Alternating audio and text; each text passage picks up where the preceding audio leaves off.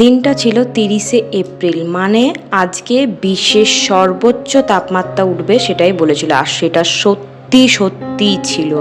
মানে সকাল 10টার সময় 41 ডিগ্রি ছিল, যাকে বলে মানে চান করে গেছি তার 5 মিনিটের মধ্যে আমার পুরো চুল টুল পুরো শুকিয়ে গেছিলো, পুরো স্কিনটা ড্রাই হয়ে গেছিলো।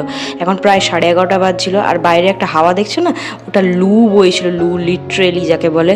আর যখন 12:30 বাজে তখন 47 ডিগ্রি টেম্পারেচার ছিল। দিন একবারে সন্ধ্যাবেলা রেডি সেটি হয়ে আর কি একটুখানি বাজার দিকে বেরিয়েছিলাম, তো এখানে কয়েকটা সবজি কিনে নিয়েছিলাম কালকের সকালের জন্য আর কি।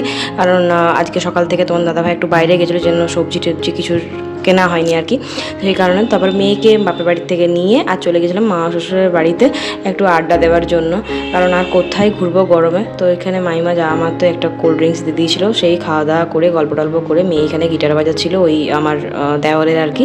দেন বাড়ি চলে আসি। তো চলো আজকে মতন টাটা।